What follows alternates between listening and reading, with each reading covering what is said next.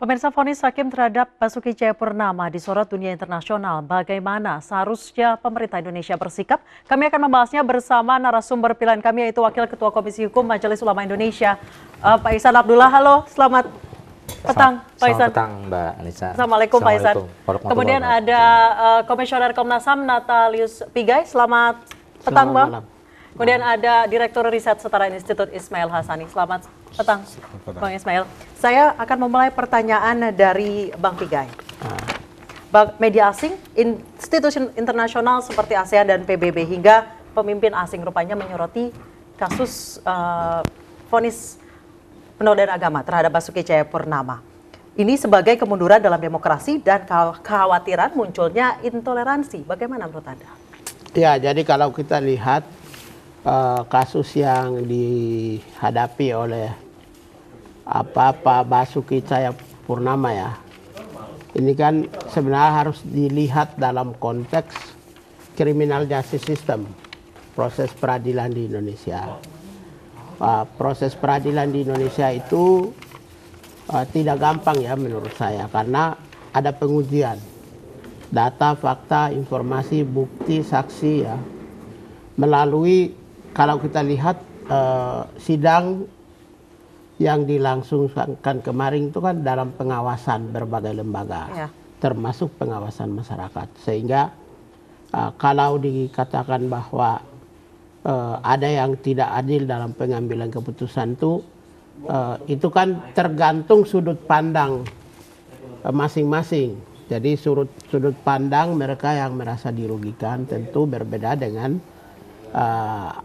dirugikan berdasarkan kepada pernyataan Pak Ahok ya, atau komunitas muslim, itu pasti berbeda dengan kelompok yang jadi Anda melihat yang dilakukan Basuki Cahayapurnama adalah bersifat individu, tidak mewakili komunitas tertentu. Karena begini, di dalam konteks hukum itu perbuatan pidana itu adalah perbuatan individu. Jadi pertanggungjawaban individu. Dalam konteks human right juga, pertanggungjawaban pelanggaran hak asasi manusia, kemudian pertanggungjawaban komando juga pertanggungjawaban yang sifatnya individu. Sehingga kalau Pak Basuki Cahayapurnama menurut saya itu sebagai seorang warga negara Indonesia menghadapi proses hukum atas dugaan perbuatan tersebut tadi ya. Tadinya kan perdebatan benar atau tidak, tapi begitu hakim memutuskan sebagai warga negara Indonesia dengan berat hati, ya harus menerima itu sebagai penghormatan terhadap hukum bangsa kita. Toh kemudian nanti ada proses pencarian keadilan lebih lanjut melalui banding dan lain sebagainya. Itu juga semua orang juga harus menghormati Pak Ahok yang mencari keadilan. Jadi semua itu tentu harus diletakkan pada rasionalitas berpikir dalam konteks kasus Ahok ini. Kembali kepada tadi, apakah Ahok sebagai individu atau organ? Organisasi Ahok itu kan banyak, sebagai gubernur, sebagai dalam konteks sosial, komunitas sosial. Kalau beliau itu adalah komunitas minoritas, komunitas Nasrani. Menurut saya Ahok sama sekali berbeda, tidak mewakili komunitas minoritas maupun komunitas Nasrani. Ahok adalah seorang individu warga negara Indonesia yang menghadapi proses hukum dan mendapat vonis semacam mana. Kalau Pak Ismail sendiri, bagaimana Anda menanggapi desakan PBB dari Parlemen Human Rights dari ASEAN sendiri?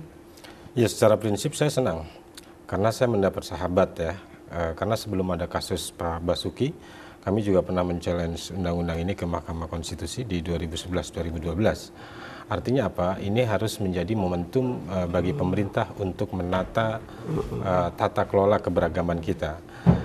Kita sadar betul bahwa terlepas bahwa undang-undang ini secara formil masih berlaku sebagai sebuah hukum positif, tetapi jangan lupa pula dalam putusan Mahkamah Konstitusi Undang-Undang Nomor 1 PNPS ini ya merupakan norma yang conditionally konstitusional. Artinya dia dinyatakan konstitusional sepanjang belum ada undang-undang baru. Artinya apa? Sebenarnya undang-undang ini sudah banyak penyakitnya, sudah banyak masalahnya.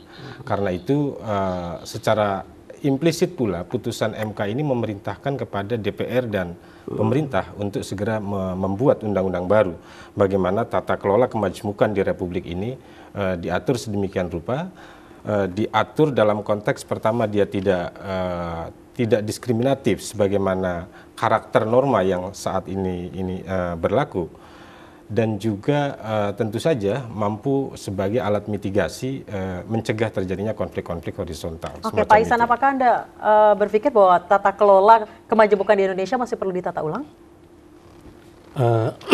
Saya coba bicara dulu persoalan hukum dulu ya. Jadi kan protes dari berbagai elemen ini termasuk dunia internasional terhadap vonis Basuki Cahayapurnama ini kan ada rentetannya kemudian dengan peradilan yang kemarin memvonis Pak Ahok, ya kan?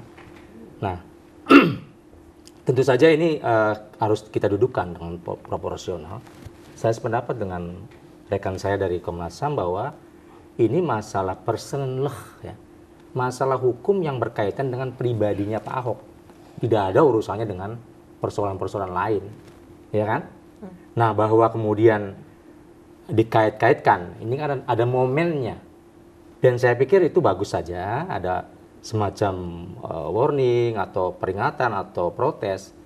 Ini kan artinya bahwa Indonesia jadi perhatian dunia. Indonesia sebagai bangsa yang besar tentu harus lebih baik dalam pelaksanaan atau implementasi hukum dan undang-undang. Dalam rangka juga good governance. Ini saya kira positif. Namun perlu diketahui juga bahwa Indonesia ini memiliki sebagai negara yang berdaulat, memiliki hukum yang tidak perlu orang asing ikut campur dengan peradilan di Indonesia. Justru sebaliknya, kita semua mengapresiasi putusan hakim yang kemarin diputuskan. Apapun putusannya, itu adalah kewenangan hukum yang kita serahkan semuanya kepada majelis yang kita hormati. Peradilan yang kita junjung tinggi. Kan begitu?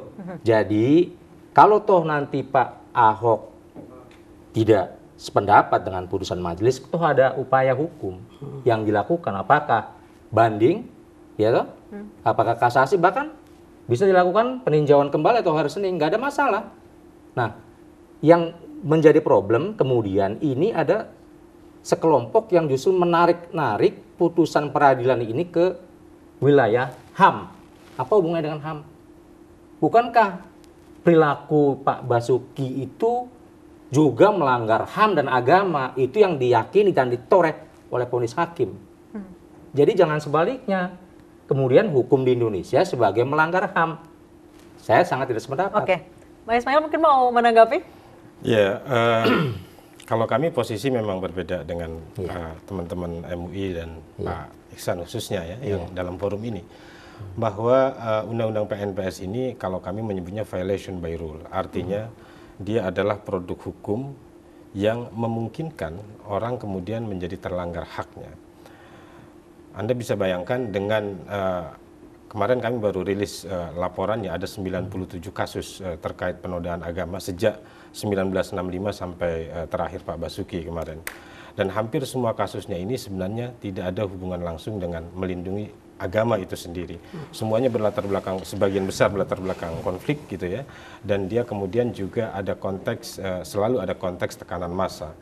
Nah, kenapa dunia internasional kemudian memberikan perhatian selain norma tadi masuk kategori violation by rule, di mana produk hukumnya bermuatan atau bisa berdampak diskriminatif terhadap siapapun, bukan hanya Pak Basuki, ya, dia juga sebenarnya melanggar norma internasional, yakni kebebasan berekspresi, kebebasan berpendapat. Bisa dibayangkan dari 97 kasus, 21 lebih kurang diantaranya ini terkait juga dengan soal pemahaman keagamaan. Artinya apa? Orang yang mengekspresikan pandangan-pandangan keagamaannya juga selalu berpotensi juga dikriminalisasi dengan pasal-pasal semacam ini karena dia bisa dikualifikasi sebagai Jadi saya agama. sangat berbeda pandangan ya. Jangan dikatakan bahwa Undang-Undang PNPS dan pasal 156A ini sebagai violence by rule. Tetapi kita lihat juga sejarah bangsa ini yang panjang. bagaimana kemudian tahun 65 dijagai dengan PNPS 65 itu di zaman Bung Karno. Karena apa? Pada saat itu Bang, mungkin Adinda kita belum paham, saya sudah umur mungkin 2-3 tahun tapi sudah bisa membaca. Bahwa banyak sekali problem bangsa ini yang diakibatkan karena satu sama lain tidak mengabaikan kehadiran dan kepentingan keberagamaan di Indonesia. Sehingga muncul PNPS 165 dan kemudian ada pasal 165A ya ditempelkan yang tadinya hanya 156. Nah, ini artinya untuk menjaga marwah keberagaman agama di Indonesia sekaligus menjaga harmonisasi dari disharmonisasi. Nah, kemudian ini kan pernah di-review di dalam legislative review dan dikuatkan dengan undang-undang. Ya kan? Kalau memang saat itu dianggap sudah tidak layak sebagai violent by rule tadi, saya kira sudah dihapuslah oleh para wakil kita di DPR. Oke, apakah benar 156 dan 156A itu ada violent by rule? Kita akan membahasnya usai jeda, namun kami mengajak Anda untuk bergabung dalam telepon interaktif kami di nomor telepon 021 392 7566. Sekali lagi di 021 392 7566. iNews Prime akan kembali usai jeda berikut, tetap bersama kami.